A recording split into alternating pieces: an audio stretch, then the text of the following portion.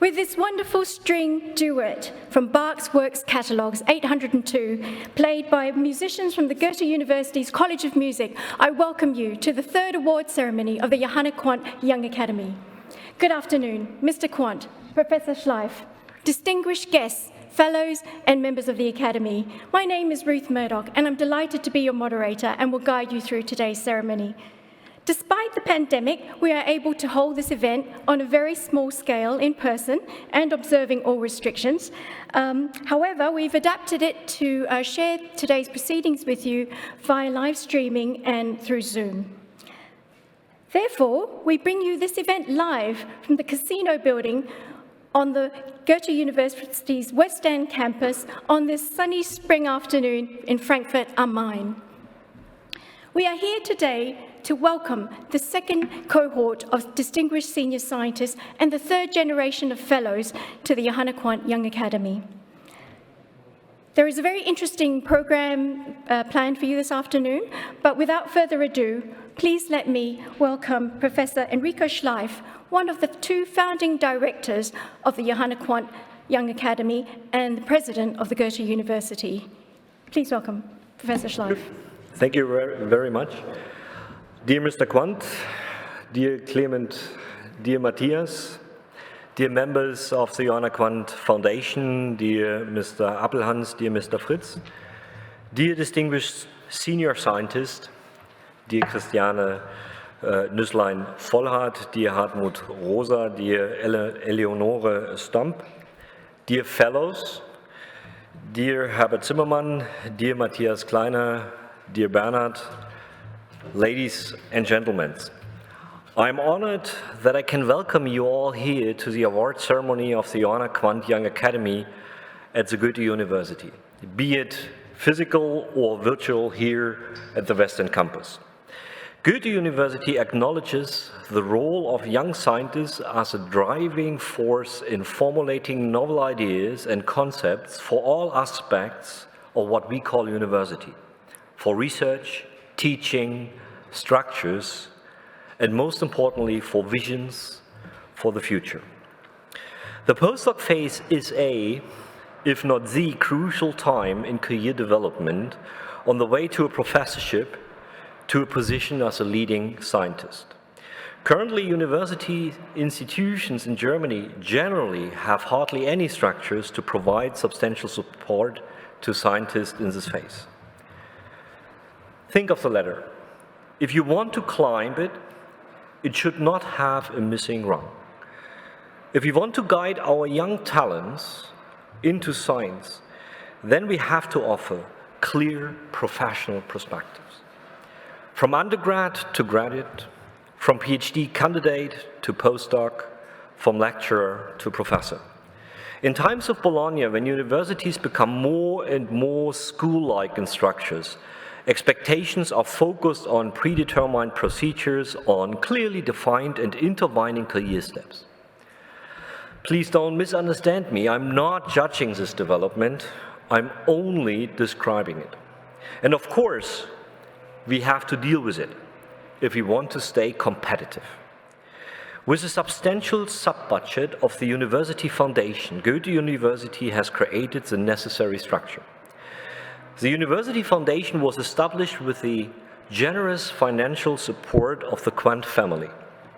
With the opening of the Johanna Quandt Young Academy in 2018, Goethe University launched an innovative structure for the promotion of young scientists. There are several young academies in Germany and in Europe, but not as a university structure. Thus, the Johanna Quandt Young Academy is a visionary concept and ahead of the time. Because, as I mentioned before, currently all universities discuss how to organize and shape support for independent ECRs.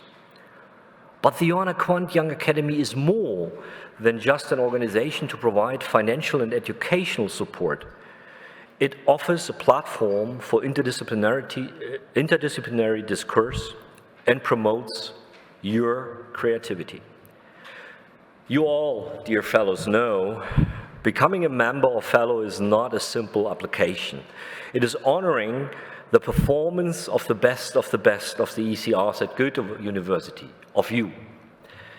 In acknowledgement of your outstanding performance and commitment to the Goethe University, we decided to transfer the duties of the Early Career Researchers Council into your hands, giving you, the fellows and the members of the Young Academy, the opportunity to act as an advisory board in future to the president.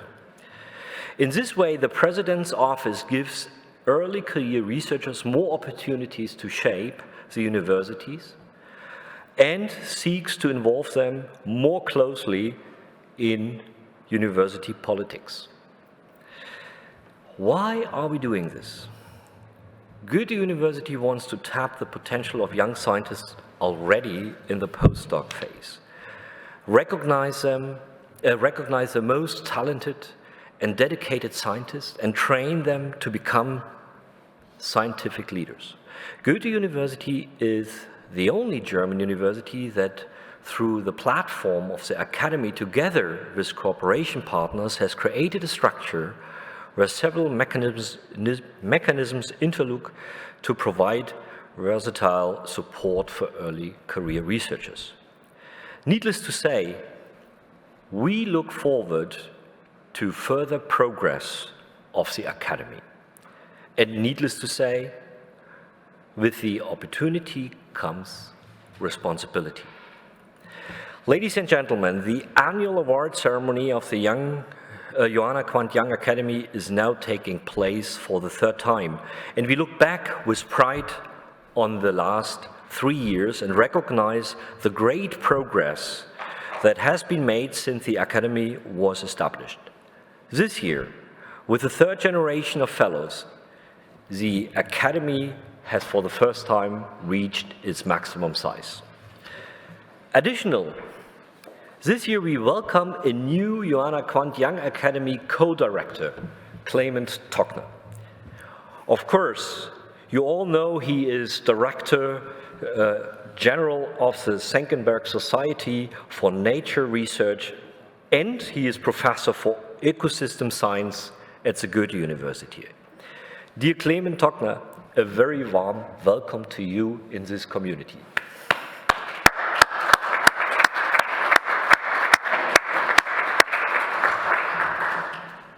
The dedication of Clement in this academy, all the documents, how the Goethe University grows together with its partners here in Frankfurt with Senckenberg, which is part of the Leibniz Society. But please forgive me if I also would like to take this moment, and it was mentioned that I was one of the co-directors, to also thank Matthias Lutz-Bachmann, the mastermind behind the initial concept. I honor him as a friend, as an inspiring colleague, as a true Goetheaner, who beside being a brilliant researcher, always placed his commitment toward the development of the Goethe University. And Matthias, I can only say I really respect and honor what you've done for the Academy and for Goethe University. Thank you for that. I would like to thank everyone who made this day possible under difficult conditions. The Goethe University crisis team, the event service, the campus service of the Goethe University, the communication company for technical support, because otherwise we would not have any live stream today, and our moderator, Ruud Modoch, for guiding us through today's event. And last but never least, I would like to thank Elena. Elena was coordinating the Academy ever since it was founded. And now she decided to leave us into the direction of a fantastic, beautiful city, but on the other side of the country, namely Dresden. Elena, thank you so much for being with us and for organizing. I think all of the fellows know how much you have worked for the Young Academy and how dedicated your work was for supporting all of our young scientists. And last but not least, I would like to thank all of the fellows, all of the members. Without you, our academy would not have any spirit. And we will see this today because I think there will be some input from you guys, from your work from the last year, and I'm looking forward to it. And I wish all of us a fantastic ceremony. I wish the young fellows, the new fellows, a fantastic time, a shaping time in the academy. I wish the new distinguished scientists inspiring discussions with the young scientists, and I hope that the academy in the next 3 years will even more shine in the Goethe University and far beyond. Thank you for this event. Thank you for coming.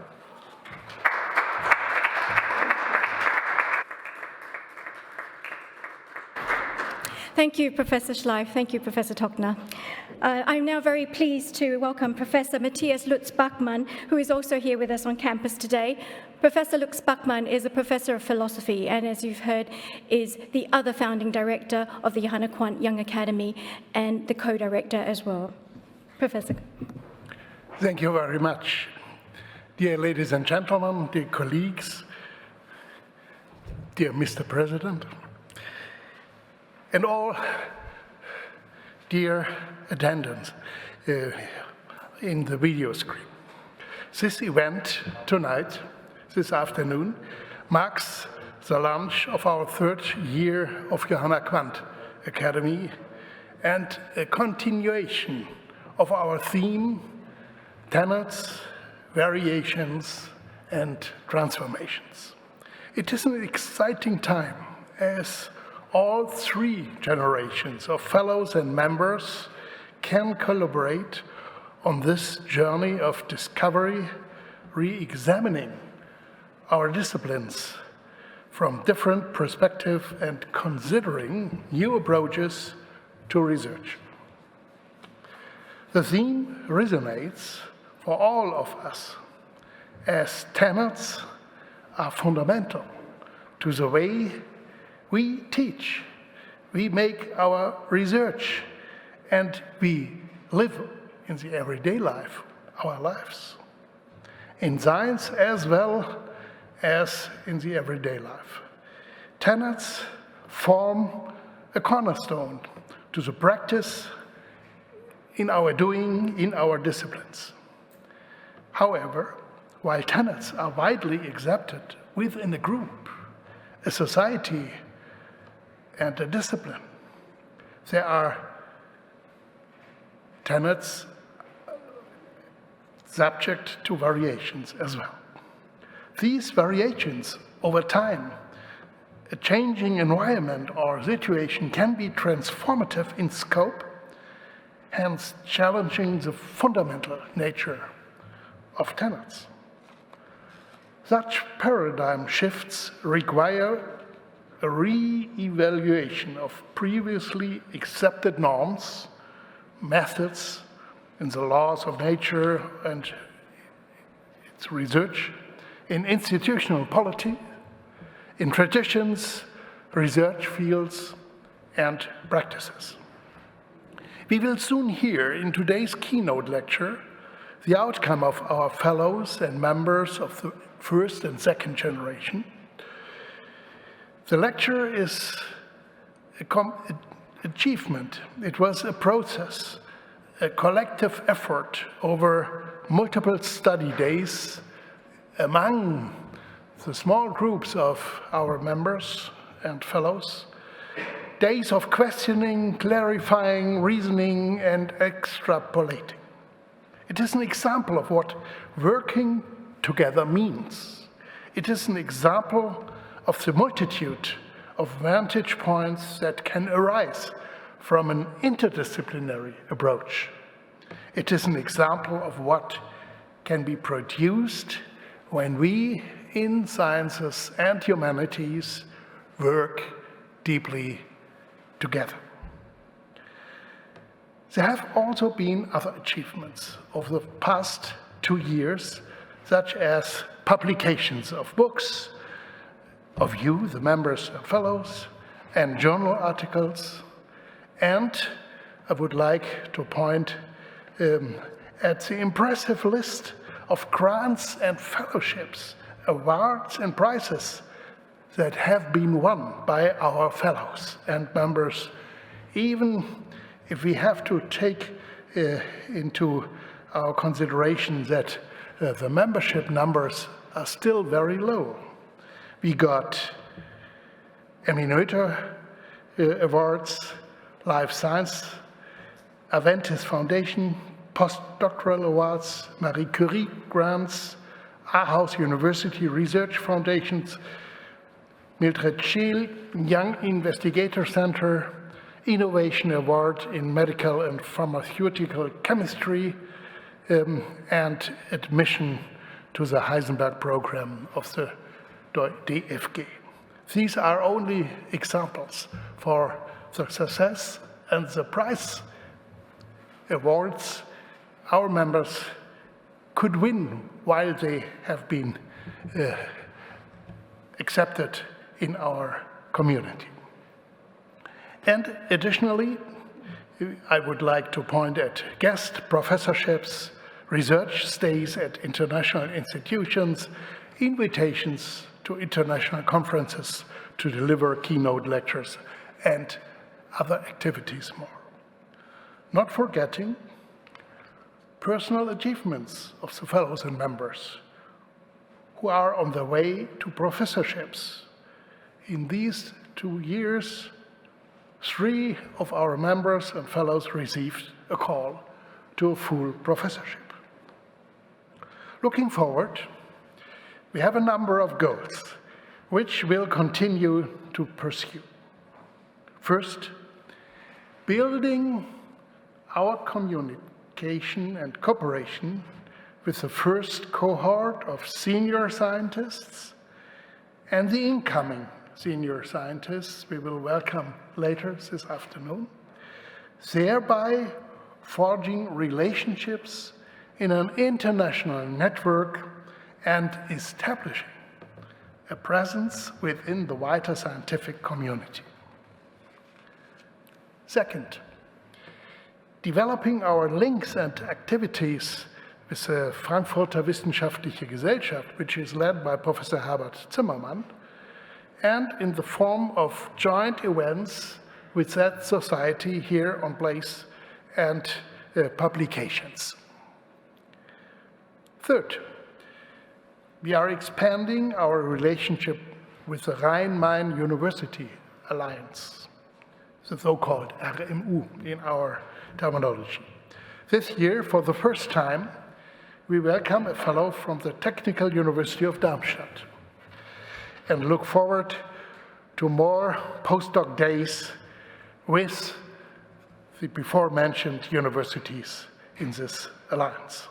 And of course, I should mention here additionally our collaboration with the Young Academy programs of the Union of the Academies of Sciences in Germany et al. Fourth, facilitating the expansion of knowledge by broadening the range of disciplines admitted into our Young Academy. This year, we welcome fellows from mathematics, ethnology, and film and media studies, disciplines who have been not represented before. And fifth, I would like to mention the fact that we could win 15 excellent researchers coming from our university and the Senckenberg Society for Research to work as ambassadors of reflection and research, as partners of conversation, individual partners for our fellows and members, and we can trust into this academic inter-university collaboration with them. They will participate actively in the discussions and the program of our academy in the times to come. Now, I will leave this podium in order to learn what our fellows and members of the first and second generations want to let us know about tenets, variations, and transformations. Thank you very much.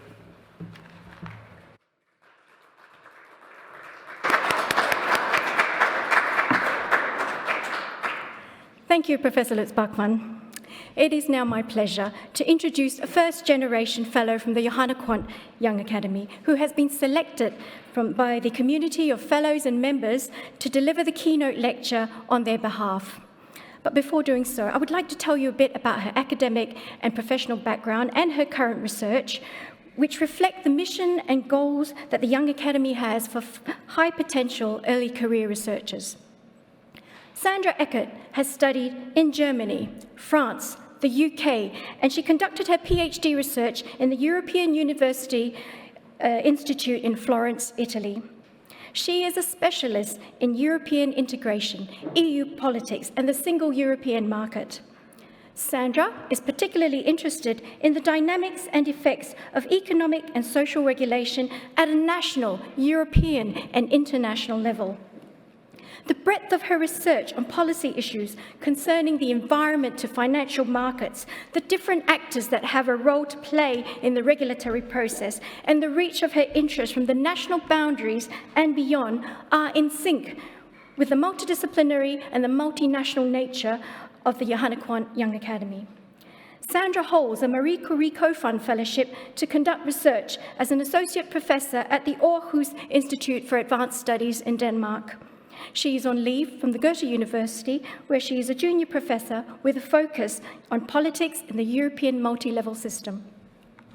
She is also the author of 2 books on regulation in the single European market and has published in journals such as the Journal of European Public Policy, the Journal of European Integration, and Regulation and Governance. Please welcome Sandra Eckert, who's joining us online.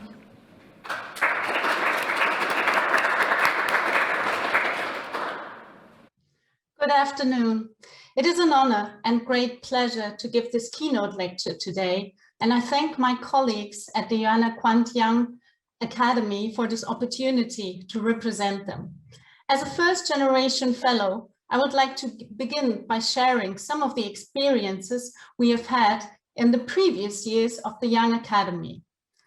Through its events, the Young Academy has been able to drive academic exchange beyond its walls with the Goethe University, other research partners in the region, and further afield.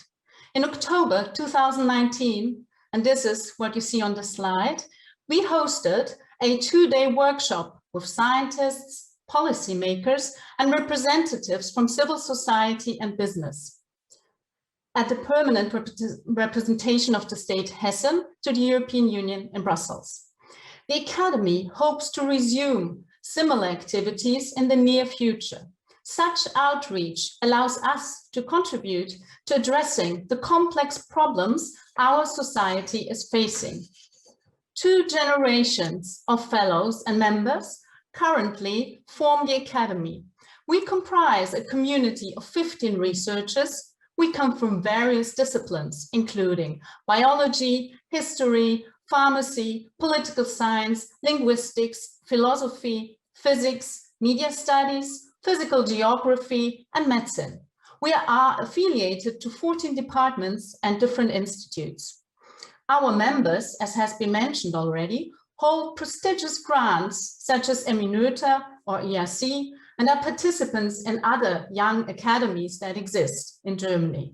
The Young Academy of the Berlin-Brandenburg Academy of Sciences and Humanities, the German National Academy of Sciences Leopoldina, the Young Academy of Sciences and Literature Mainz. We fellows are selected on the basis of our outstanding academic achievements, and many of us have an international background. We cover a wide range of research topics which include the correlation between cell morphology, function, and the underlying molecular features, social memories in the Greek cities during late Hellenistic times, the origins of the deep sea biodiversity, the history of artificial environments and the Internet of Things, the role of business actors in shaping environmental policy, the impact of climate change on freshwater resources. Being part of the Academy gives us extra freedom and independence in conducting our research and addressing these research topics. I have myself had the chance to hold a sabbatical fellowship for 1 semester, which allowed me to focus entirely on research and publication activities at a crucial stage in my career. Moreover, having access to additional funding is crucial for all of us to implement our research ideas, especially for the natural scientists among us, who are often constrained in their activities by the type of expensive equipment they have at their disposal. As I speak to you today, and this is a great pleasure, the Academy is welcoming its 3rd generation of excellent researchers. We welcome 8 outstanding academics from sociology, mathematics, history, political science, film and media studies, and philosophy. Under normal circumstances, we will meet for a more formal and distinguished ceremony. And on the left-hand side here, you can see photographs of our first opening ceremony. You can also see a photograph of our opening day in 2020, which was, of course, already compliant with the specific circumstances. I also have fond memories of the Academy's previous years of normal activity before the pandemic dramatically changed our work routines and daily lives. As of September 2018, we held meetings at the Riedberg campus on a regular basis. Me, as a social scientist based on Western Campus, and if you know Frankfurt, it's really in the core of the city, it was, I must admit, because of the Academy that I had a reason to come to the Scientists Campus for the first time. I have learned a great deal in the discussions with researchers from very different backgrounds, which in the first year of the Academy, as you can see on this slide, centered on the theme of nature and normativity. This brings me to the topic of today's lecture, namely the annual themes that guide the Academy's intellectual life and the disciplinary exchange. Towards the end of our first year in the Academy, we fellows and members designated the Academy's subsequent theme. This theme was applied throughout 2019 and 2020.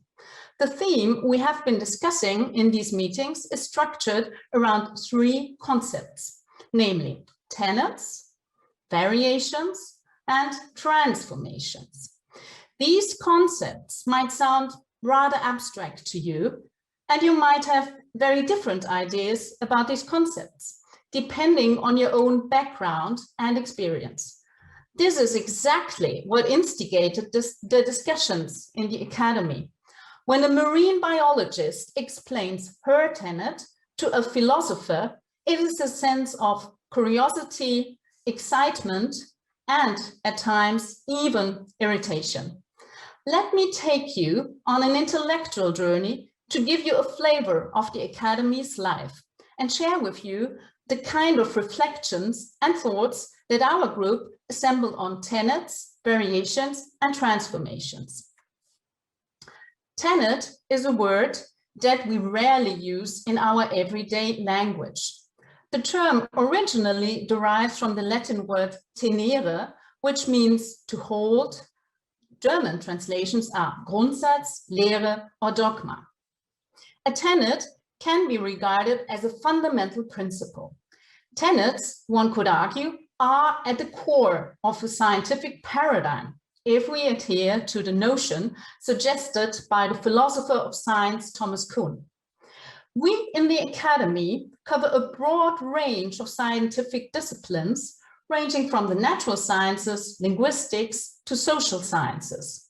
The starting point for our discussion was the very basic question: what do we conceive as being a tenet in our discipline? We have come up with manifold answers across disciplines, as you can imagine, and I cannot elaborate on all of them due to time constraints. Instead, I will focus on a few. For the natural scientists among us, there is, I think, literally no better example for an overarching tenet than the central dogma of molecular biology. DNA makes RNA makes protein. The protein is generally described as a gene product, which defines the phenotype, which are the features of an organism. This is a sentence to be found in textbooks since the late 1970s. The claim was originally established by Francis Crick, and since then was repostulated in an incomplete way thousands of times. It states that we store and preserve our inheritable genetic information in the form of DNA, while the gene products are provided by proteins in all possible forms like hair, hormones, or enzymes. The transfer of genetic information from DNA to protein is mediated by the messenger RNA. It is according to the most basic rules of mathematics and physics, we can call these natural laws, that DNA is transcribed into RNA. Compared to the hard sciences, our tenets in the social sciences and humanities often appear more vulnerable and less stable. This also has to do with our objects of scientific inquiry. If we take history as an example, we first have to agree on the kind of sources we study. Over the past centuries, the discipline has established agreement regarding the possibilities and limits of our different sources, texts, materials, etc., in order to achieve reliable research outputs. Second, historians have to develop a common understanding or tenets as to how they analyze and interpret their objects of studies. Such a common understanding is the result of academic traditions and research experience. Commonly accepted standards allow for comparability. Agreeing on common standards, naturally, is of equal importance in the life sciences. Let me illustrate this with an example from the field of marine biology. Global hydrological modeling relies on standardized data collection, which follows the FAIR principles: findable, accessible, interoperable, and reusable. At times, the accumulation of data and their analysis may lead us to question our tenets. Even what we usually consider a natural law is not made for eternity. Let me go back to our DNA example to illustrate this. New findings have shown that the production of gene products from DNA cannot fully be explained by the model. As a result, the model still holds true in its most principal concept, but needs extension on other aspects such as temporal and spatial variation. It also needs extension on the tenet, because proteins are not the only molecules that define the phenotype. How do we then best respond to such new findings? Are we better off putting certain tenets to one side to allow novel ones to inform our concepts? In the humanities and social sciences, we are used to the idea that our tenets are not matters of fact, but rather represent the current state of knowledge in our discipline, and that different tenets might even coexist in line with different theoretical approaches. But also in the natural sciences, as our example has illustrated, we need to put our hypothesis to empirical scrutiny. In normal times, to again use the terms of Thomas Kuhn, who has discussed the history of science, mainly referring to examples of the natural sciences, this might mean that we adapt our tenets, but we do not need to reject them. In times of scientific revolutions, by contrast, we have to fundamentally change our tenets as we move to a different paradigm of doing science. Galileo's achievements are probably the most eminent example of such a scientific revolution. The situation becomes even more complicated once we engage in interdisciplinary exchange. While we might find it hard to share common tenets across disciplines, this conversation can help us to sharpen our understanding of other disciplines' assumptions and basic principles, or even to become more aware of our own ones. Such an awareness can be crucial to understand the limitation of our field of research. This exchange might, under certain conditions, even allow us to come up with tenets that are informed by different disciplines. In this case, we transgress interdisciplinary practice and engage in truly transdisciplinary research. Tenets then are difficult but necessary concepts for scientific research and debate. They are necessary because in order to achieve a meaningful result, scientists need to formulate tenets that are abstract, simplifying, and at times even simplistic. The process of reduction and standardization is a necessary precondition for categorization, scientific inquiry, and theorization. At the same time, tenets must be grounded in reality, and reality, life, nature, and society is full of variation. These variations are a result of evolution, chance, and change, and a necessary requirement for survival, even in the smallest units of our existence, our DNA. Variation in nature and human behavior represents perhaps the greatest challenge for scientific research. As a result, scientific research needs to take variation into consideration. To begin with, when defining their object of study, scientists need to develop models of variation, that is, classifications and typologies. Indeed, nature cannot be studied without reference to its variations. Let me give an example from hydrology. Global water models try to simulate the variations in the terrestrial water cycle on a global scale while excluding the ocean component and the water quality. History, society, and politics too cannot be analyzed in any meaningful way without attention to variation. Historians, for instance, study us, humans, who are erratic, impulsive, and irrational objects of analysis. Variation is thus the norm in historical sciences.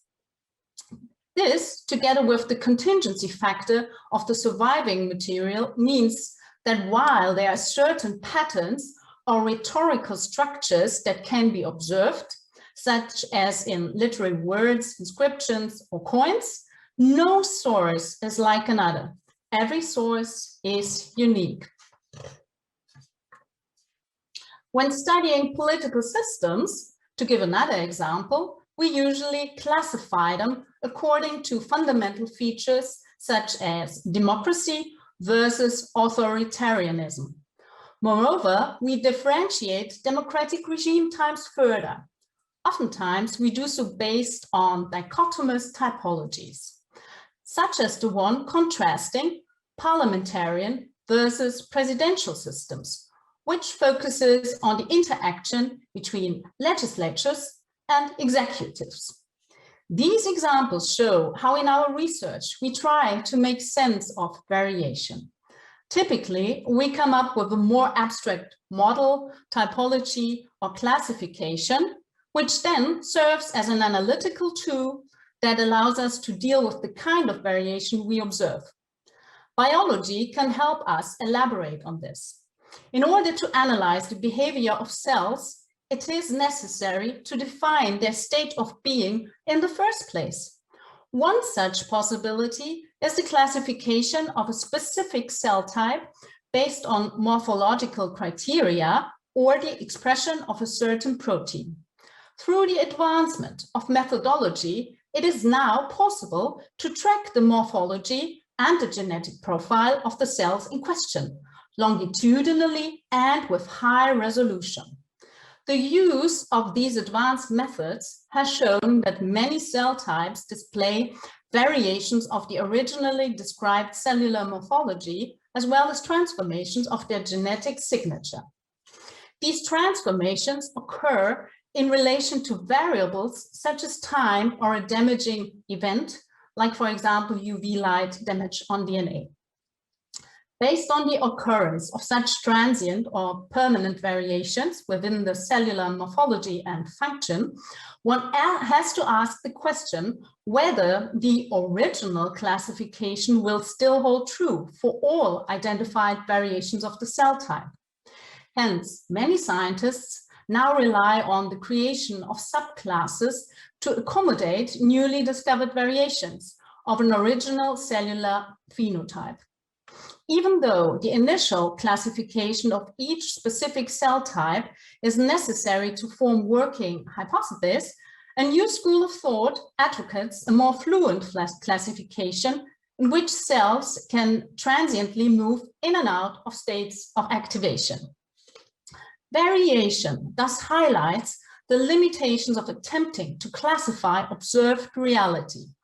Our schemes of classifying and identifying types impose constraints on research already at the analytical level. Moreover, how we analyze our object of study will differ, depending on the schools of thought or theoretical approach we adhere to. While the object studied, be it a historical figure, a language, or a cell type, remains the same, different schools of thought or theories influence the way the object is being studied. Let me give an example. In global water modeling, models and the model equations used to describe various processes take very different forms. Such variety has hampered a comprehensive understanding of how models operate, why they differ in their simulations, and how they can be improved. In the humanities, such as in history, the increasing salience of notions such as gender or space reorient analytical approaches.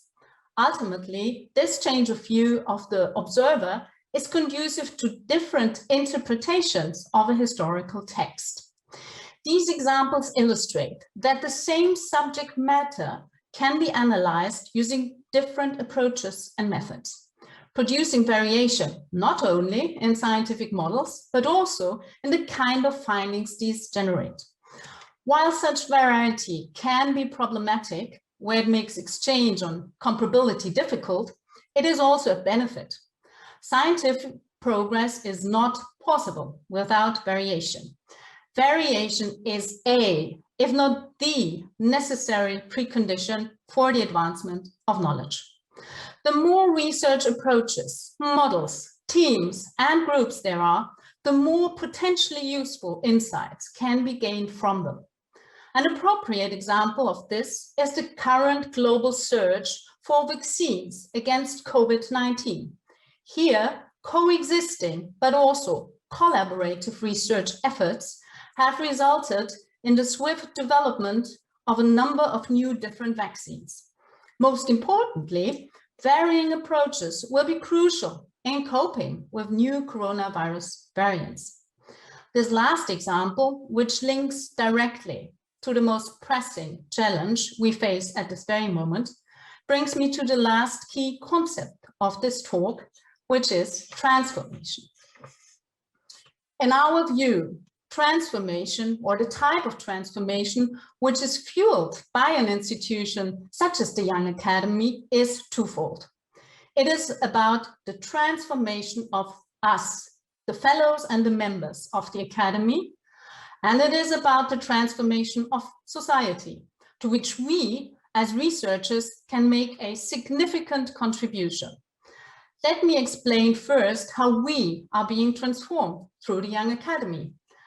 As mentioned earlier, there is a need for communication, explanation, and translation in an interdisciplinary context such as the Academy. This is very a matter very much a matter of finding a common language. This effort begins at a fundamental level of assumptions and ontology, tenets, covers our units of analysis and thus engages with variation, and subsequently requires a transformation of ourselves. We need to be able to communicate in a way that is intelligible to scientists from other disciplines and a wider society, but also that is theory-free, abstracting from specific theoretic or dogmatic paradigms. Going beyond a narrow disciplinary perspective by reflecting on our disciplinary tenets and variations from a meta level can allow us to engage in a truly transdisciplinary discourse and research practice. From a philosophical standpoint, therefore, this presumes that communication between subsystems, in this case, the highly specialized disciplines in the world of academia, is possible. As a Frankfurt-based Young Academy, we adhere to this Habermasian dictum. Only when we are able to speak to each other and communicate effectively will we be able to draw on the benefits of this interdisciplinary endeavor. And these benefits go beyond the scientific and research community. These are rewarding for society. By engaging in an exchange with other disciplines, we can raise our awareness of societal problems, or even learn of their existence altogether. Let me give an example. When a political scientist from Western Campus interested in sustainability issues encounters a scientist from the Senckenberg Research Institute who is conducting research on deep sea biogeography, the synergies may be surprising and groundbreaking. The social scientist, for obvious reasons, will not be aware at all of the kind of sophisticated scientific data and the problems encountered in data collection and analysis of marine biodiversity. However, understanding the key issues at stake will help her a great deal, not only in perceiving and understanding what the policy problems might be, but also in getting a sense of what evidence-based policy making could look like in this specific case. Likewise, the scientist might get a sense of why scientific findings do not directly translate into policy outputs, and that scientific evidence is likely to be used strategically in the political power play. Beyond interdisciplinary exchange, a truly transdisciplinary perspective might be even more rewarding, where transgressing disciplinary boundaries allows us to generate new types of knowledge. Let us remain with the example of biodiversity. Our marine scientist from Senckenberg might change her problem perception altogether when cooperating with our social scientists, and vice versa. In short, an integrated view on policy problems such as protecting biodiversity would not only mean to aggregate the distinct problem perceptions of separate disciplines, but to overcome them and take a more encompassing view. Ultimately, such a transformation of ourselves as fellows and members of the Academy is therefore conducing to a transformation in our research practice. And by that means, a significant contribution can be made to transformative processes at the societal level. With better and more encompassing evidence about what these problems are, we can make a difference and will be able to communicate the societal benefits of our research to a wider audience effectively. And this is where the circle closes and where I am close to the end of this lecture. One thing we have learned in the Young Academy is to speak in a comprehensible way about our highly specialized everyday research practice. The exchange at the Young Academy has helped us in order to take a position in the public discourse, drawing on multiple perspectives and not being bound by the narrow confines of a single discipline. This enables us to confront new and unexpected perspectives, so that not individually, but rather as a group, we can contribute to and even spark public discourse. And all this thanks to the Academy.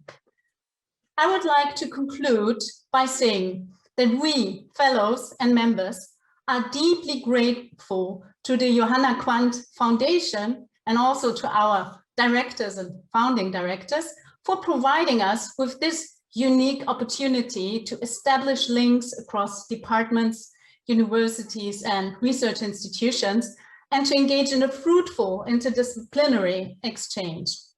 We are thrilled to see the Johanna Quandt community growing and express our warmest welcome to the new fellows, members, distinguished senior scientists, and ambassadors.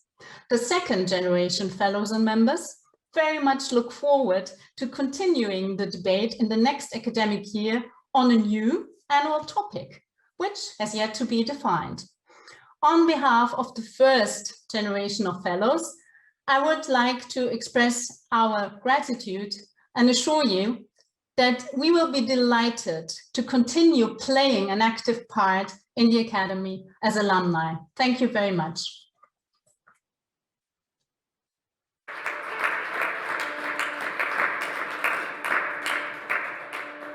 We now move to the culmination of our event, the awarding of fellowships and membership. But before that, I would like to welcome our patron who will address the awardees.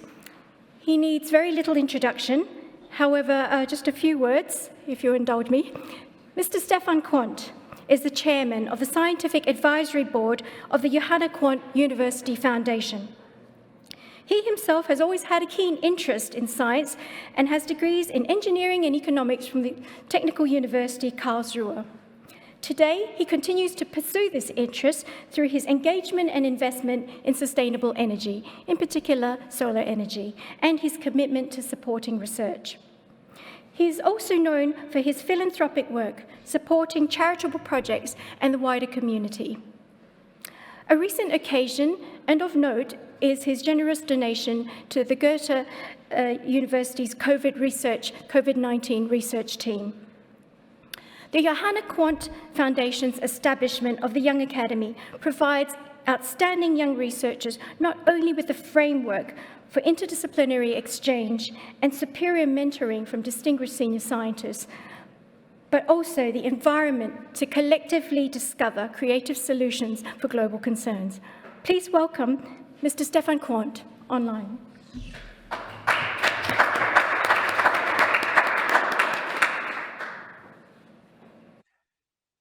Dear President Schleif, dear Professor Lutz-Bachmann, dear Professor Tockner, dear fellows and members of JQ Young Academy, dear all.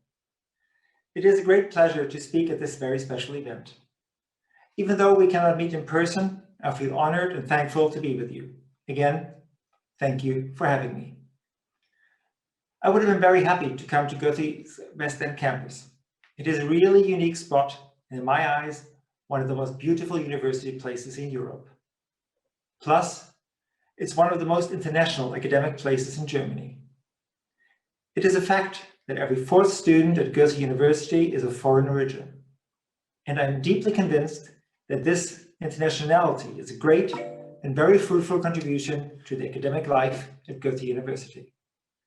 And you, as JQIA fellows from abroad, may also feel a little bit of pride to be part of this very special, colorful, and also very international academic ecosystem.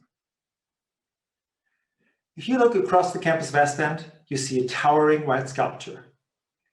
It is called Body of Knowledge. It was created by the Spanish, maybe I should better say the Catalan, artist Jaume Plensa in 2010. The Body of Knowledge is not only the most recent brand sign of the Goethe University, it is one of the most popular selfie places on campus. It is a great meeting place, close to the central lecture hall and nearby all kinds of eating places.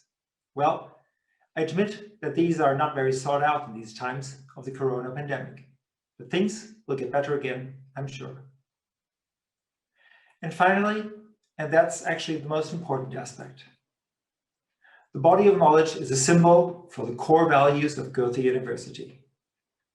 It stands for open-mindedness, transparency, and connectivity. Why that? Just look closer and you see that the sculpture consists of hundreds of different letters, characters, and hieroglyphics. In a certain way, body of knowledge is the embodiment of university itself. Its transparency calls us to look behind the surface of things. The connected characters show the global connectivity in the scientific community. A well-linked community of learners and searchers. You are all speaking different languages, but the mother tongue you all share is your passion for science and research. And that brings me to my mother, Johanna Quandt. She was a German entrepreneur and close friend of Goethe University, which is why she donated the body of knowledge in 2010. And she founded the Johanna Quandt University Foundation, which is funding the JQ Young Academy and supports scholarships and fellowships, amongst other projects in a wide range of disciplines. Johanna Quandt was born into an art historian's family in Berlin in 1926. Her early life was disrupted by World War II. After some years in the United States, she returned and became the personal assistant and later the wife of German industrialist Hartmut Quandt, my father. Johanna Quandt died too early in August 2015 at the age of 89.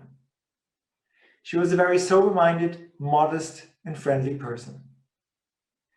This is not the place to list all her entrepreneurial successes and merits, but I think maintaining the independence of BMW as a family-controlled global car maker, following up on her husband's bold investment in 1960, was one of her most remarkable achievements. Johanna Quandt was also a great donor. She gave big funds and grants for many groundbreaking research topics, both in Berlin at the Charité and here in Frankfurt at Goethe University. And besides many other initiatives, she also supported the quality of journalism because she believed in objective, fact-based information as an important pillar for any democratic society. She was a very special person, a great questioner, I can tell you, and above all, she loved to talk with young people. I remember her taking part in several campus events and mingling and laughing with the scholars she supported through her foundation. So, in the name of Johanna Quandt and in the name of her foundation and her legacy, enjoy your stay here in Frankfurt. Have fun and make the best out of it. You all have the means to create the perfect time for both your academic career and for your personal life. I wish you good health and plenty of success. Thank you.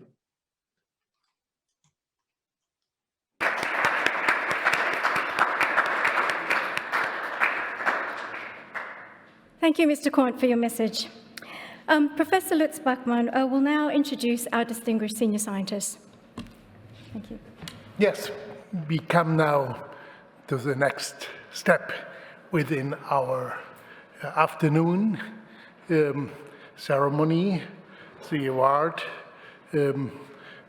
part of the afternoon, and we start with our distinguished senior scientists, and the one who is present, I welcome very warm and heartily Christiane Nüsslein-Volhard. The other two, Hartmut Rosa and Eleonore Stump, are with us connected via video. But now, first of all, we would like to give the award to Christiane Nüsslein-Volhard, and Ruth Murdoch is reading something out of the text. Christiane Nüsslein-Volhard is a German biologist and biochemist. She studied biology, physics, chemistry at the Goethe University in Frankfurt Main and obtained her diploma in biochemistry in Tübingen in 1968. She received a doctorate in natural sciences from the University of Tübingen in 1973 in genetics. Christiane Nüsslein-Volhard's research focuses primarily on questions of evolutionary biology, in particular on forms and shapes during the development of animals.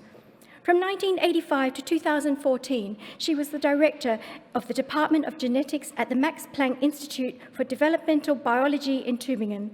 Since then, she has continued to lead a large emeritus research group at the same MPI entitled Color Pattern Formation.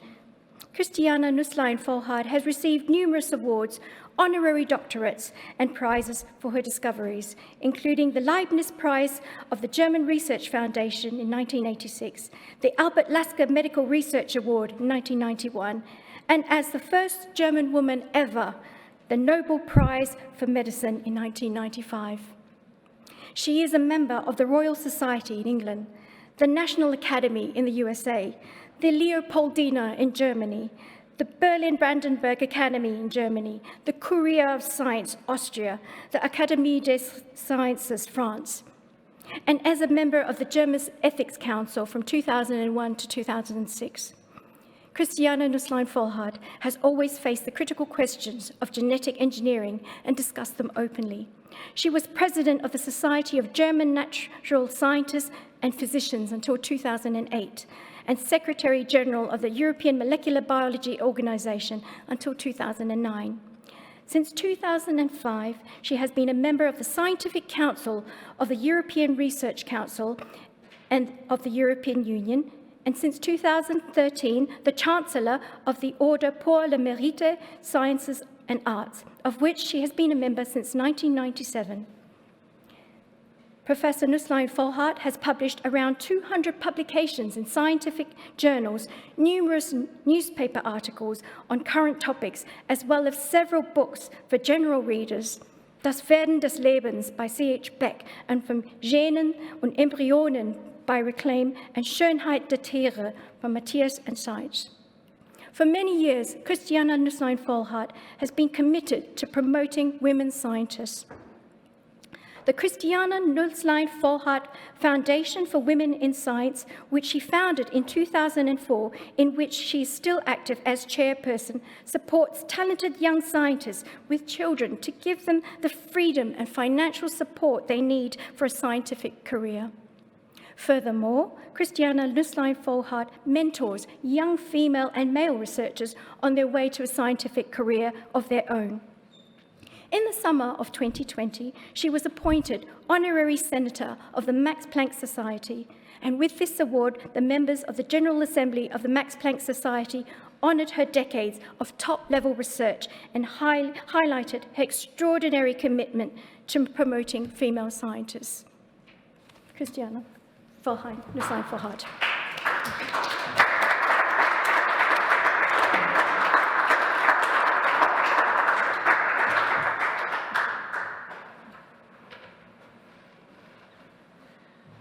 I'm very happy to accept the honor of being a distinguished senior scientist of the Johanna Quandt Young Academy.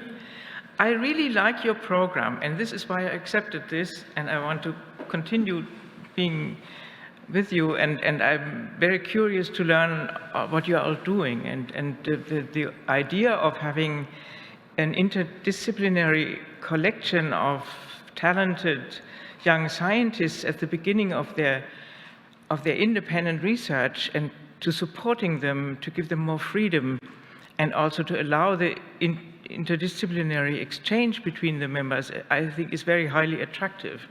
I'm very sorry that this event here doesn't allow us to discuss freely these topics, and also the theme of the present meeting, about tenance, variation, and transformation. And I would have loved to talk with you all about this, but this is, in these horrible times, unfortunately not possible. But I'm very happy to be here and at least see some of you and learn a bit about what you're doing. And I'm looking forward to better times when we can meet, and I would really I plan to participate in your meetings where there is more possibility of interdisciplinary interactions. So thank you very much. And yeah, what happens now? Something for your way. I get a present. Thank Yes. you. And this I get is this the document of a the document. Yeah. Another document. Thank you very much. Thank you. A photo together, perhaps? Yes, please.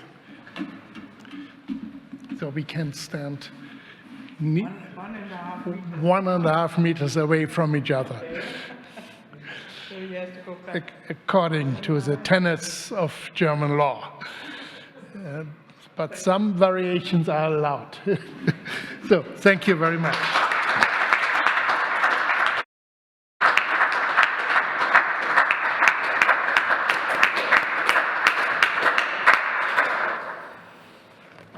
Thank you, Professor Nüsslein-Volhard.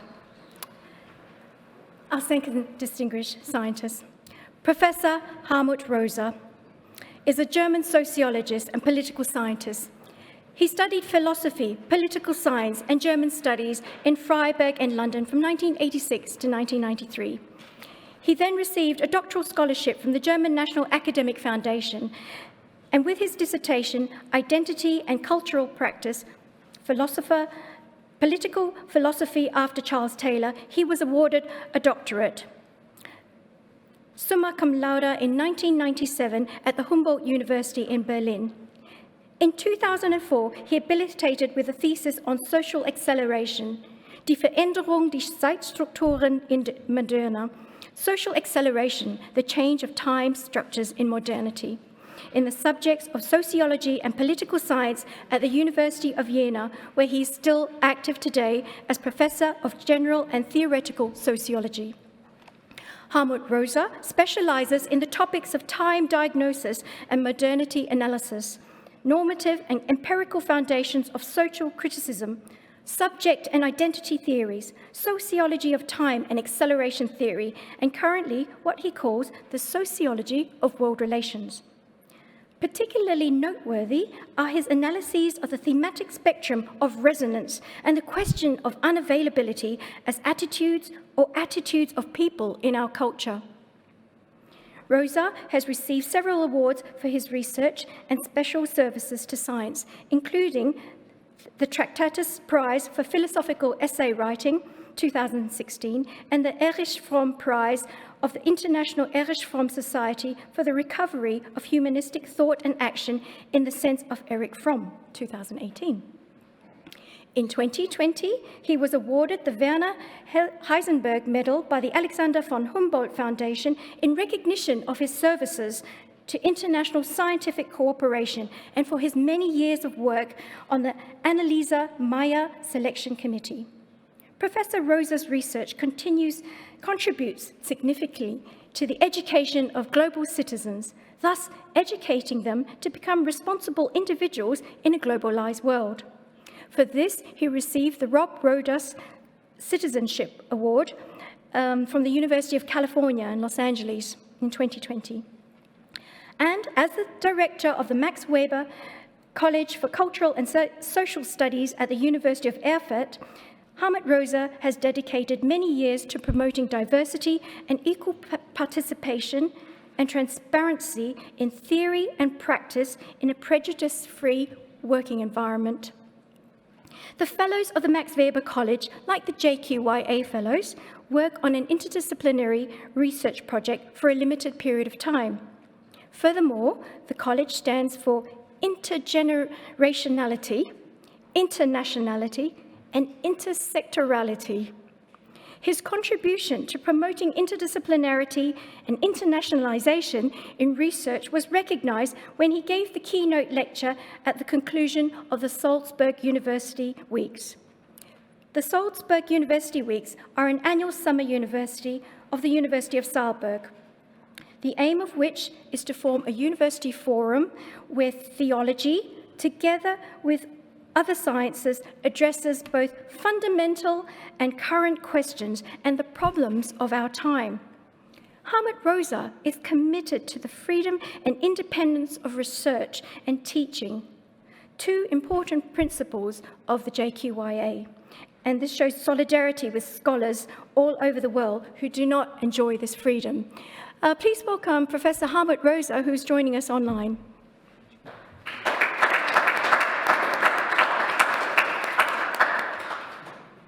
Thank you very much for these kind words. And of course, thank you very, very much to the university, to the foundation, and to the jury for giving this award to me. I feel very honored and full with joy, of course, because of that. I also feel touched by it.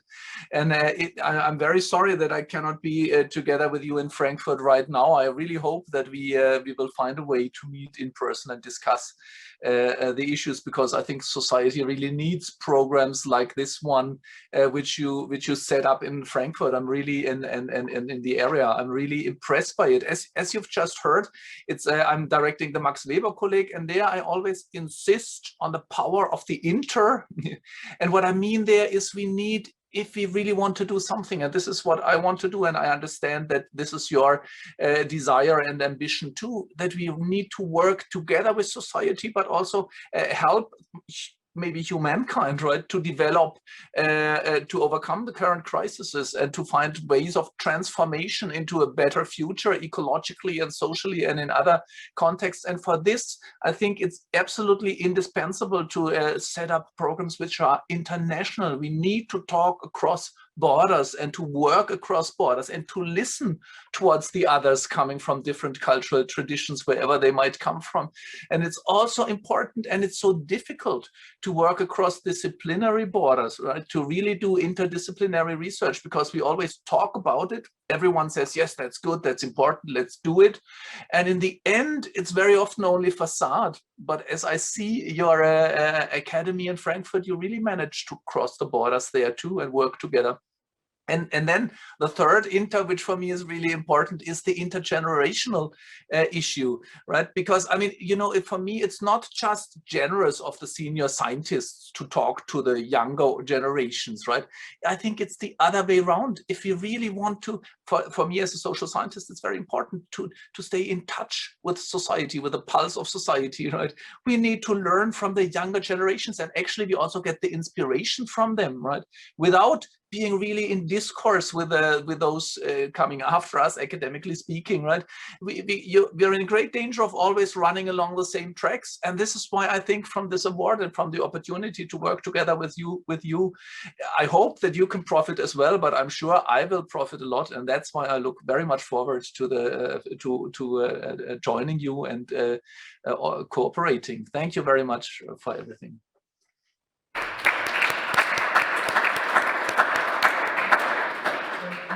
Thank you very much, Hartmut Rosa, for being present in that way. And we are looking forward to have probably one of our summer schools coming up next year at the Max Weber Kolleg in Erfurt. We already talked about it. This would be a great joy and success for us too. It is probably possible. I don't know whether or not the light. At least we don't need the distance of a meter. Okay, you smile in my camera.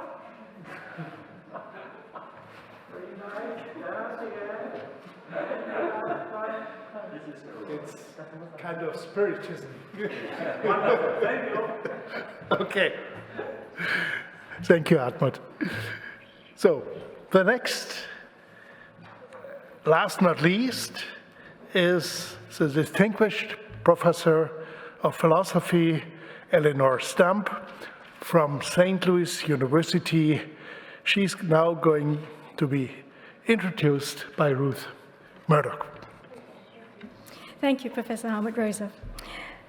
Professor Eleonore Stump is an American Robert J. Hendler Professor of Philosophy at the St. Louis University. She received a BA in Classics from Grinnell College, a Master's from Harvard University, and a PhD in Medieval Studies and Medieval Philosophy from Cornell University in 1975. She taught at Oberlin College, Virginia Tech, and the University of Notre Dame before coming to St. Louis University in 1992.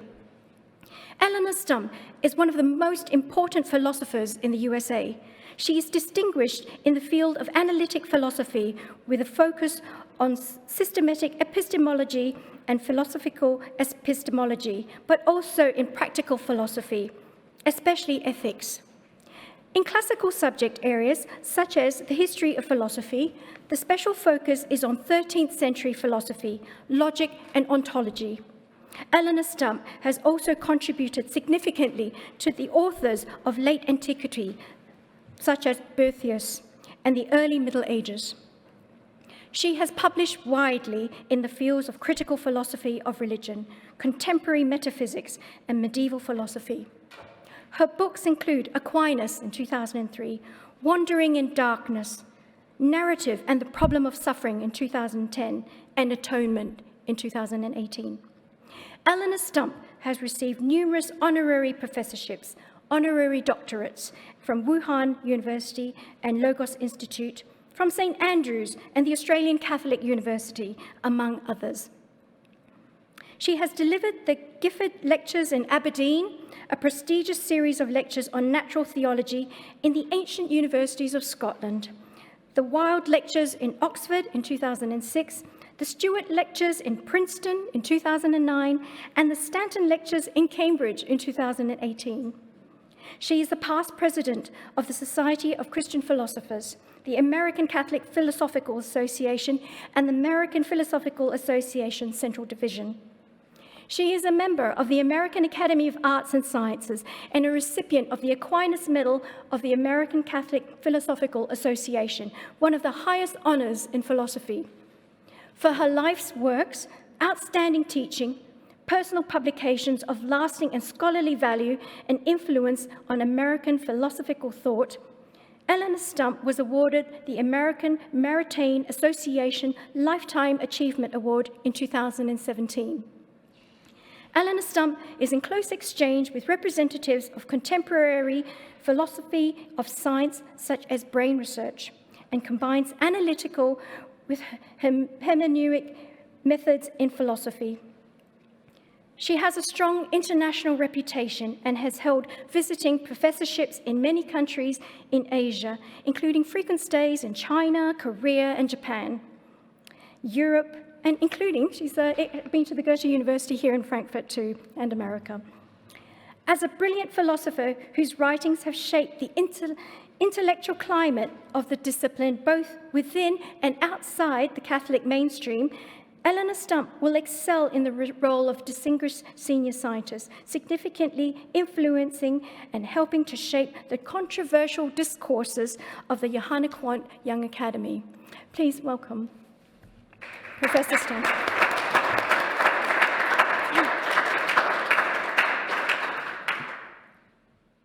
Thank you for those very generous remarks. I'm very grateful to be with you today. And thank you to the Goethe University and its outstanding administrators and their staff for this event, which has brought so many accomplished people together. Over the decades of my own acquaintance with the Goethe University, the university has done many admirable things that have promoted scholarship and enhanced the university's stature in the international academic world. There are too many of these endeavors to mention in detail, but it's enough to note that they have built academic community by connecting people across disciplines and academic traditions. The Johanna Quandt Academy is a highly impressive new venture in the same spirit. It brings together people from different countries and cultures, and it attempts to bridge many of the divisions that separate people from one another in this difficult time. There are, of course, other prestigious interdisciplinary academies around the world. I myself am a member of the American Academy of Arts and Sciences, for example, as was mentioned, but such academies often consist largely of very senior scholars who have more years behind them than ahead of them. By enlisting the brightest and most accomplished of younger scholars and inviting them to collaborate together, the Johanna Quandt Academy will be the source of a new energy and creativity. It will become a power to be reckoned with in academic circles in the international community. And it also has the promise of providing some much needed help for our world. The theme for this year and last year, the theme focusing on transformations, among other things, is particularly apt. This is a time that is in great need of young energy and creativity. In my own country, it has become a commonplace to describe everything as apocalyptic. The pandemic is an apocalyptic challenge to the world. The threat of a global economic crisis because of the pandemic is potentially apocalyptic, and hiding behind these things is the looming menace of climate change, which certainly looks apocalyptic too. In these circumstances, transformations are essential. We need transformative changes in medical practices, in economic policies, in the politics required to overcome these global challenges that are not particular to any one country or people. And without doubt, transformations will come, but how they come will make all the difference.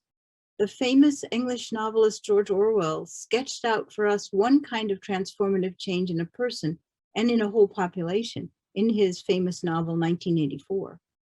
In that novel, the protagonist Winston undergoes a transformative change at the hands of the terrible thought police.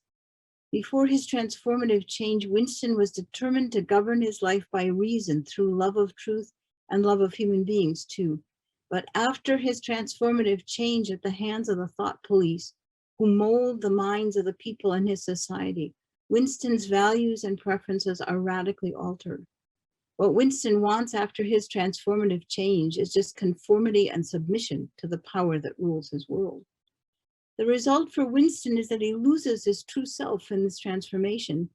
And because the transformation Winston undergoes hangs over every person in his society, Winston's world is a nightmare of dreary inhumanity. I was born in Frankfurt 2 years after the end of the Second World War. My lifetime spans the distance between two periods: the apocalyptic period when cross-cultural transformations produced inhuman horrors, and this time, with its renewed threat of inhumanity and its technological variants on Orwell's thought police. But I am not inclined to be pessimistic, because there can also be great transformative changes for the better. In 1807, England finally abolished its horrible slave trade. And that transformation in England was driven in part by a former slave trader, John Newton, who had himself undergone a transformative change through religious conversion.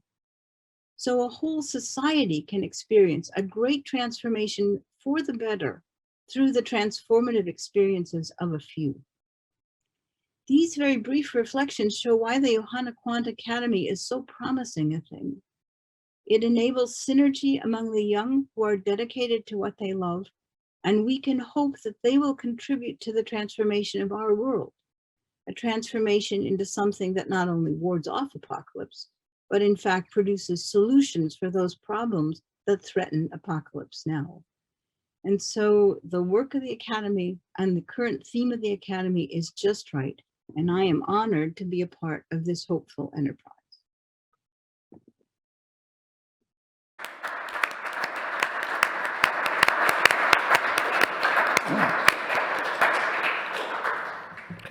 Thank you very much, Eleonore, for these warm remarks and intellectually necessary reflections.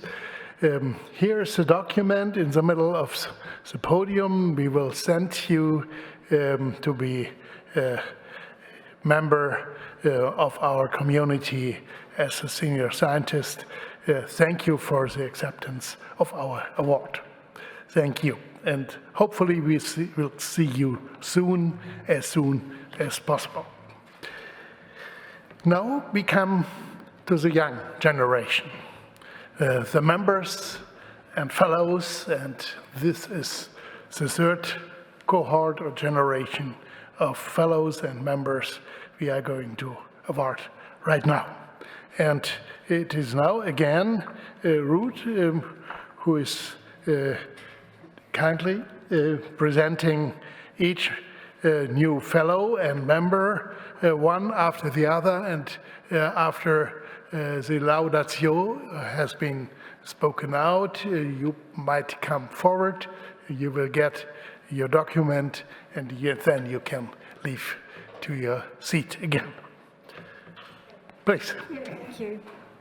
So it is my privilege to announce the new fellows and members. As Professor Litzbachmann mentioned, I'll read out the individual laudations and then invite you onto the stage. I might add that this is in alphabetical order, so not based on merit.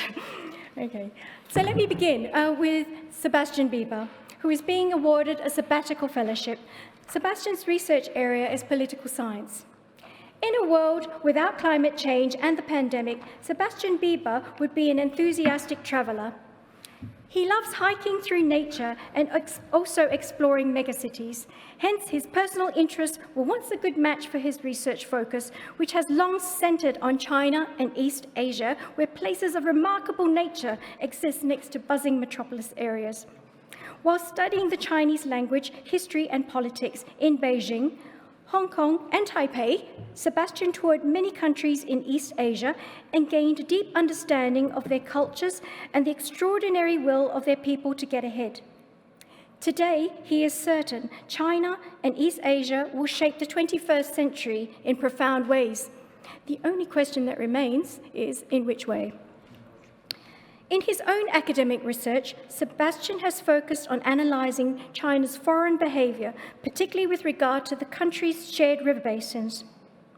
Since September 2020, Sebastian has been a visiting research fellow with the Foreign Policy Institute of the Johns Hopkins School of Advanced International Studies in Washington, D.C.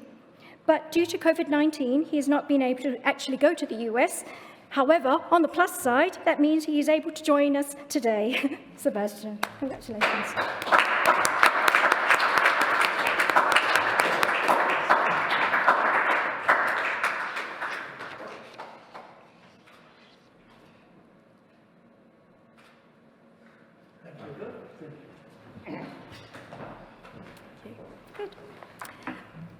Tomás Cano is also being awarded a sabbatical fellowship, and his research area is social sciences.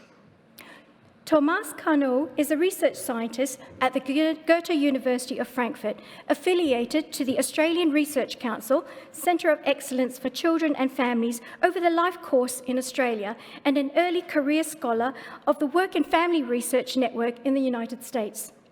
Prior to this, Tomás worked as a PhD candidate at the Pompeu Fabra University in Barcelona. He was a visiting scholar at the German Institute for Economic Research in Berlin and the Universities of Queensland, Cologne, and the University College of London. He has always been fascinated by the degree to which families shape children's development of skills, gender roles, or emotional well-being. While growing up, he observed that some children in the classroom were getting ahead, while others were not, or that girls tended to develop patterns of behavior so different to that of boys. And that is why, after studying sociology, he decided to specialize during his PhD in the study of gender inequality and the role of parents in child development. Tomás is a socially engaged researcher, giving regular interviews with the media, being active on Twitter, and writing in several newspapers and blogs, where he disseminates his findings. And besides research, he enjoys cycling, cooking Spanish tapas, and reading about history. But his main passion is music. Welcome, Tomás. Thank you.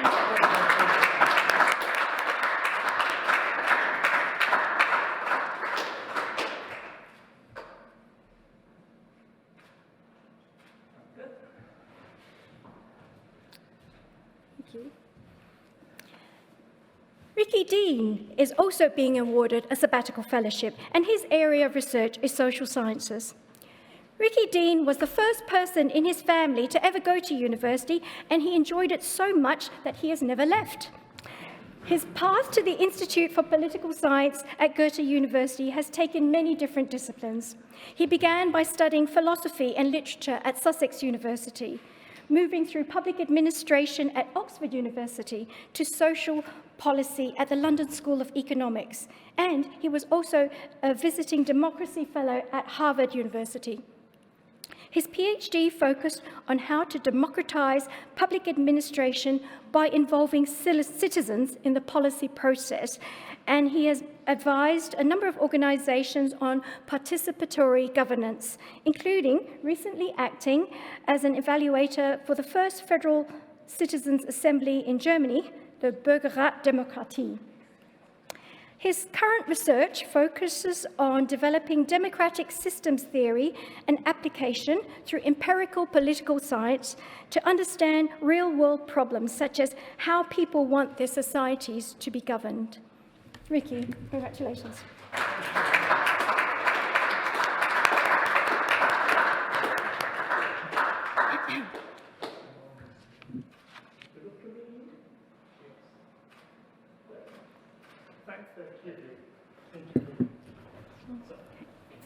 Good, thank you. Susanne Fehlings is being awarded an Academy Fellowship. Her research area is ethnology. Before Susanne Fehlings came to Frankfurt, she studied archaeology, history of art, and social and cultural anthropology in Paris, Moscow, and Tübingen. Since 2016, she has been the leader of a Volkswagen Foundation-funded research project on informal markets and trade in Central Asia and the Caucasus. As an anthropologist, she has spent a lot of time conducting field work abroad in Russia, the Ukraine, Crimea, Central Asia, and the Caucasus. For Susanne, science means an encounter with the unknown. She is driven by the interest in understanding alien societies and cultures holistically, as embedded into broader and global contexts. In her leisure time, Susanne is a passionate reader, hobby artist, and member of the Naturschutzbund, which is the German Nature and Biodiversity Conservation Union. Congratulations, Susanne.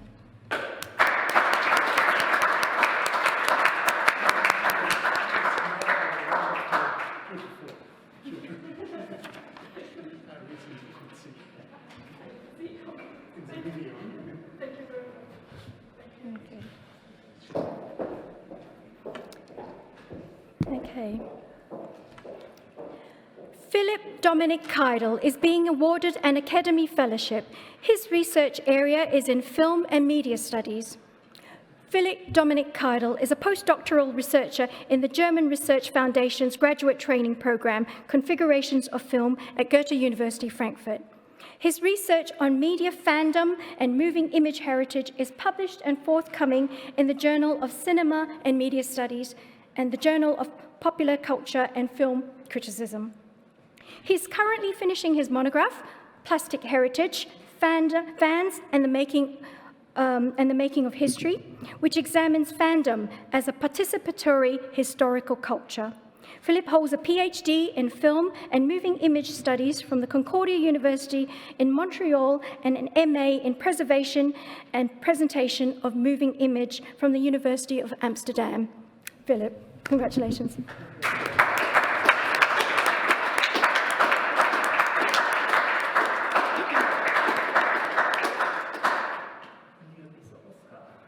Yes.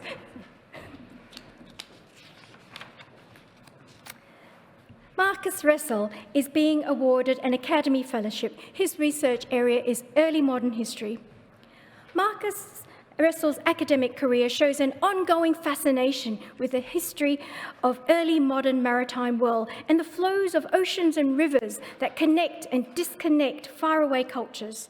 He studied in Saarbrücken and also in Sydney, Australia, where he obtained a Diploma of Arts and possibly also where he developed his fascination for maritime connections and flows between cultures. He completed his PhD in Munich as a French-German co-tutel between the universities of Bochum and Paris I, Sorbonne, with a summa cum laude and très honorable avec les félicitations du jury. Following that, he became a fellow of the Alexander von Humboldt Foundation and spent 1 year in Padua, Italy, to study the German merchant community in 18th century Venice. This book is currently being published. Since 2013, he has had stints as an assistant professor at the Rijksuniversiteit Groningen, at the Goethe University as the coordinator of International Doctoral College and assistant professor at the chair of Early Modern History. He has also studied at the German Historical Institute in Rome before completing his habilitation at the Institute of Advanced Study in Munich. Since then, he's been a lecturer here at the Goethe University. Currently, Marcus is also a fellow at the Gerda Henkel Foundation and is writing a book on one of the most important German slave traders of the 18th century, Friedrich von Romberg. Marcus intends to bring a historical perspective to the Young Academy that focuses on the intercultural contexts and transfers, as mentioned earlier, mostly via the sea. This fascination has remained with Marcus since he left Australia to return to the continent. Magnus, congratulations.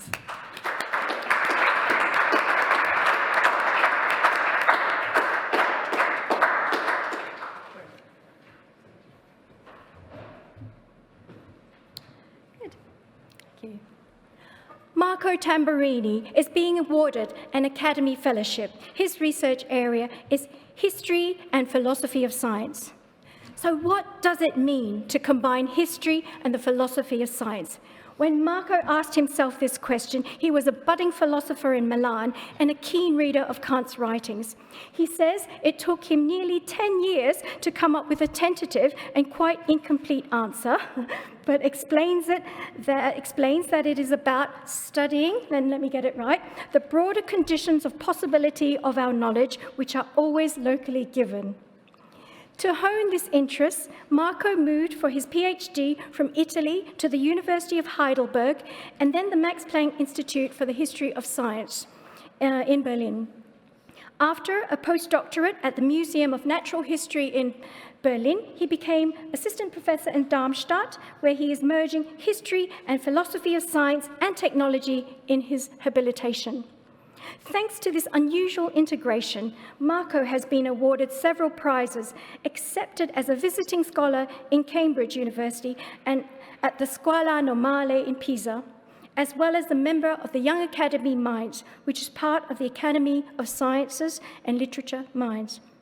Being a part of the Johanna Quandt Young Academy for Marco means being able to discuss with scholars from other disciplines to understand the dynamics of knowledge production. Congratulations, Marco.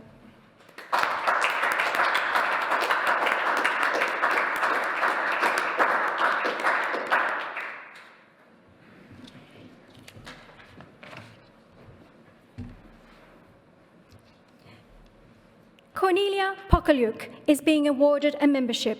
Her research area is stochastics mathematics.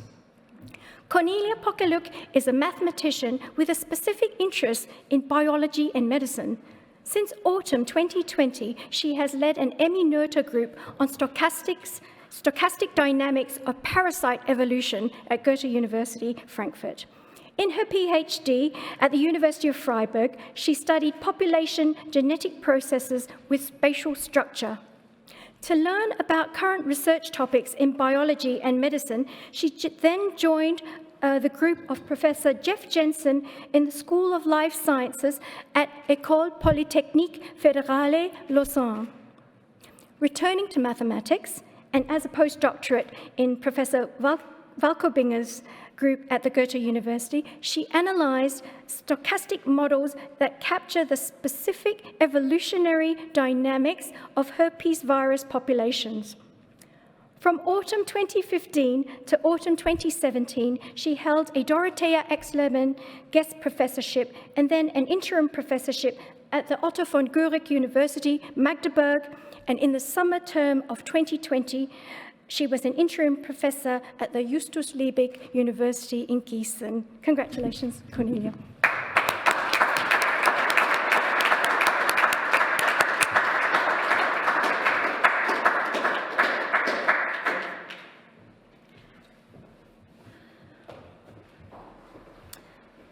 So, thank you very much, Professor Lutz-Bachmann. Yeah. And, Thank you, Ruth. You had a long part of reading texts and introductions, but as a native speaker, it is much easier for you than for us to do it in English, hopefully. We come to the final remarks and the special thanks. I thank you all, of course, who attended in person this afternoon here on this wonderful campus of Goethe University and made the award ceremony to be something real. Real in the world of scientists, real in the world of communication, since communication is depending on personal, body-oriented kind of exchange. And you have been here not only representing the whole academy, we didn't exclude the others, but we couldn't bring in more than the 22 people we already invited, and that is why it was a limited number only accessible. So I thank you. I thank you for coming, attending, and in that sense, making the Academy being a live institution, not an institution in video or artificial world. Special thanks go to the other fellows and members and the senior scientists who attended in the medium of the video stream and made the whole community real in the virtual world. I thank you, Frau Professor Nüsslein-Volhard, for being with us in person this afternoon. I thank again Hartmut Rosa and Eleonore Stump for being connected with us and having talked to us.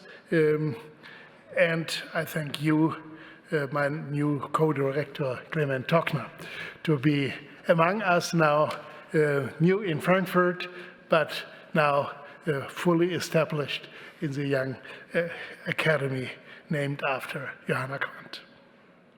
And of course, I thank the Johanna Quandt University Foundation. Very cordial, Stefan Quandt, Dr. Appelhans, and all the others. We are very thankful, and without you, we wouldn't be here. And without you, we couldn't give you information about the wonderful development of so many young people and their academic career, which is such an investment, which is intellectually and for the sciences such an important contribution. Of course, in absentia, I would like to thank Professor Müller-Estel, who is the head of the scientific board of the Johanna Quandt Jubilee Fund, for his work, and he always accompanied our work, and he stayed with us in Brussels and at other places. So he was not able to join us this afternoon, but he's with us all the time and gives us his personal and scientific support. I thank the president of our university, my friend and former director, founding director, Enrico Schleif, for being with us this afternoon. I'm very pleased that we can trust in your support for the years to come, since the Johanna Quandt Young Academy will play and is going to play more and more an important role within not only the lives of young scientists, but in the structure and development of the research obligations and programs of Goethe University. And for that, I thank you very personally, and of course I thank your Vice President Brune, who is with us the first time this afternoon. We will have good times of cooperation before us. Additionally, I would like to thank our perfect moderator, Ruth Murdoch, who made